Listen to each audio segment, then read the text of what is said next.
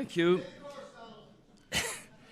Mr. President, Mr. Vice President, ladies and gentlemen, it's a great honour to be back again in the most famous house in the world to celebrate St. Patrick's Day, the most special of days for Irish men and Irish women and those of Irish descent the world over. Since I had the privilege of being elected as Taoiseach in 2011, I've had the pleasure of being here in the White House each March to mark the enduring connections between our country and the United States. Fionnuala and I would like sincerely to thank President Trump for so graciously continuing this great tradition of hospitality, which means so much to Irish people everywhere. I'm proud, sir, to have the opportunity to contribute to maintaining and developing relations between Ireland and the United States, particularly at the beginning of a new era in our country's relationship following your election, Mr. President. Let me congratulate you and wish you and your administration the very best as you begin your term of office.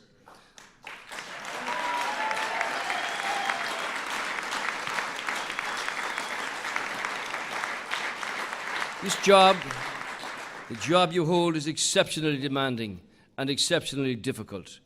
The United States remains the most influential as well as the most powerful country in the world. You hold the hopes and the future of America, and indeed the world, in your hands. So let me thank you for giving so much of your time today to this visit. We had an excellent meeting, a first-class meeting this morning in the Oval Office, not there very often, where we discussed a variety of important issues of mutual concern. And I want to assure you, sir, of our commitment to working closely with you and your administration as you face the many challenges up ahead. The ties that bind our two countries are deep and historic, and Ireland and the United States have a unique relationship that goes back to the earliest days of the original 13 colonies. Irish-born military officers assisted George Washington to win that war of independence. Indeed, they've fought in every war for America since then. And this very house was designed by James Hoban from Kilkenny, modelled in part on Leinster House in Dublin, where the Irish Parliament has met on our own independence since 1922. And it's fitting that we gather here each year to celebrate St. Patrick and his legacy. He too, of course, was an immigrant. And though he is, of course, the patron saint of Ireland for many people around the globe, he's also a symbol of, indeed, the patron of immigrants. Here in America, your great country, 35 million people claim Irish heritage, and the Irish have contributed to the economic, social, political, and cultural life of this great country over the last 200 years. Ireland came to America because, deprived of liberty, deprived of opportunity, of safety, of even food itself, the Irish believed. And 4 decades before Lady Liberty lifted her lamp, we were the wretched refuse on the teeming shore.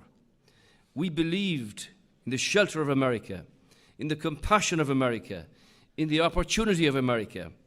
We came and we became Americans. We lived the words of John F. Kennedy long before he uttered them. We asked not what America could do for us, but what we could do for America, and we still do. We want to give and not to take. We know the Irish have built the bridges and the roads, protected the public as firefighters and police officers.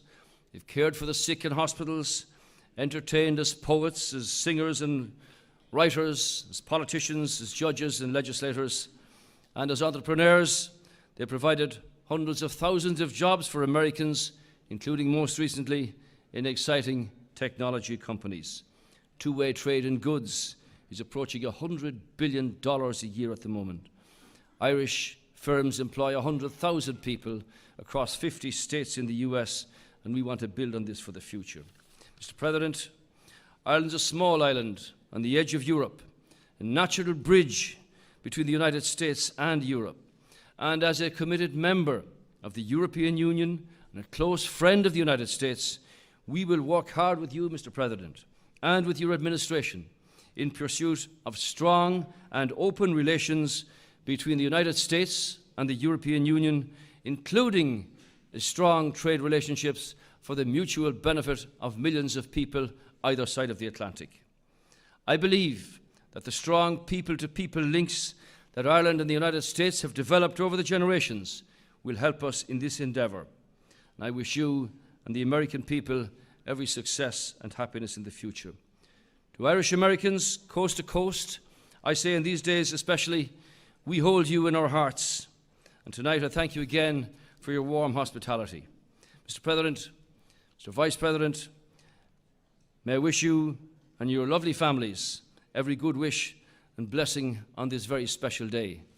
Indeed, I'm reminded in many ways of the dream of another American president, which Ireland will work with you with, when he spoke the words and said, "My dream is of a place and a time where America will once again be seen as the last best hope of earth." Spoken by Abraham Lincoln. Mr. President, Ireland will help you build on that foundation to achieve the ultimate dream. Thank you, sir, and God bless you.